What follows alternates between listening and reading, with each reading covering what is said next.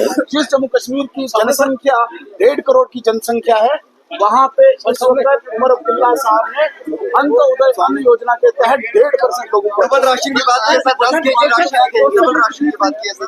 Double ration किसको दे रहे हैं? डबल राशन उमर अब्दुल्ला साहब दे रहे हैं AAY अंत्योदय अन्न योजना के तहत, जो यहाँ पे रजिस्टर्ड हैं, जो सिर्फ 1 से 2% लोग हैं। जम्मू कश्मीर में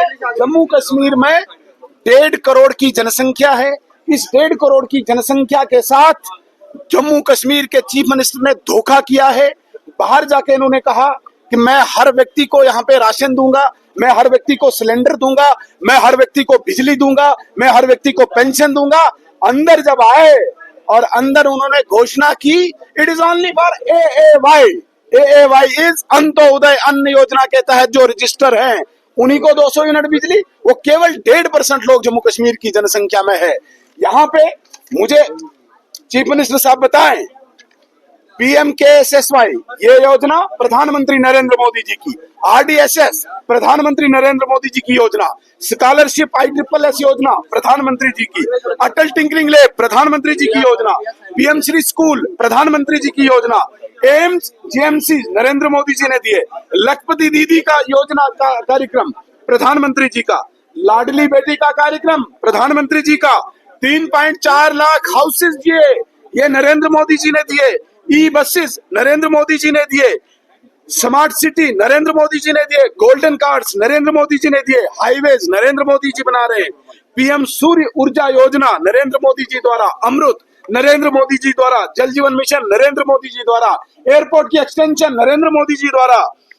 आप मुझे बताइए, Umar Abdullah Sahab 9000 self help group Narendra Modi ji द्वारा बनाए गए। यहाँ पे आपने दिया क्या? आपने तो बड़े बड़े वादे किए थे स्टेज पे जाके, जब चुनाव हो रहा था आपने बताया था जम्मू कश्मीर की पूरी जनसंख्या को मैं 200 यूनिट बिजली दूंगा, आपने बताया था कि मैं हर घर में सिलेंडर पहुंचाऊंगा, आपने बताया था मैं हर घर में पेंशन पहुंचाऊंगा।